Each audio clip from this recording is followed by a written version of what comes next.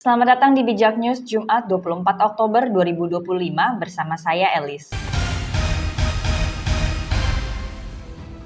Informasi pertama, Menteri Keuangan Purbaya Yudisadewa pada Rabu 22 Oktober melakukan inspeksi mendadak ke kantor Pusat Direktorat Jenderal Bea dan Cukai untuk meninjau sistem pengawasan dan monitoring. Dalam kunjungan itu, Purbaya mengaku baru mengetahui istilah balpres, praktik impor pakaian bekas ilegal, dan menegaskan akan menindak tegas pelaku serta mengenakan sanksi denda berat. Tadi juga ada diskusi balpres, saya juga baru tahu istilah balpres itu. Impor barang-barang baju bekas seperti apa penanganan.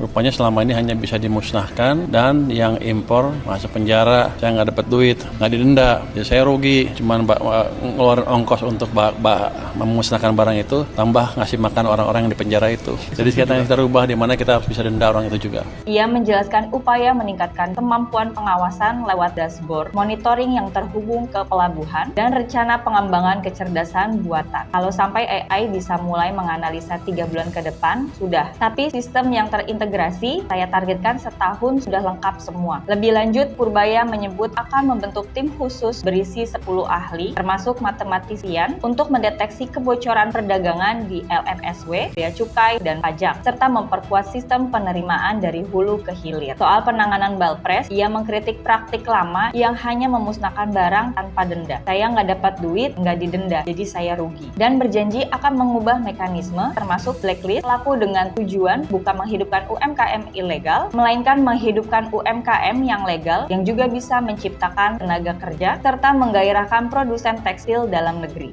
Pengen menghidupkan UMKM ilegal, bukan itu tujuan kita. Kita tujuannya menghidupkan UMKM yang legal yang juga bisa menciptakan tenaga kerja di penyerapan, di sisi produksi di sini. Jadi kita ingin hidupkan lagi produsen-produsen tekstil dalam negeri. Informasi olahraga, pelatih Malaysia U23 Nafuzi Zain sebut Indonesia, Vietnam, dan Thailand sebagai tim terkuat di SEA Games 2025. Informasi ekonomi, Menteri Pertanian Andi Amran Sulaiman menyebut Indonesia tawarkan Brasil investasi peternakan sapi. Selain itu, kedua negara sepakat memperkuat ekspor-impor komoditas seperti sawit, kopi, dan daging sapi pada Kamis 23 Oktober. Informasi hukum, polisi periksa manajemen hotel di Ngagel, Wonokromo terkait pesta seks pria Tiwalan Party. Sejumlah staf termasuk resepsionis dan satpam dimintai keterangan pada Kamis 23 Oktober. Sampai bertemu di informasi bijak berikutnya.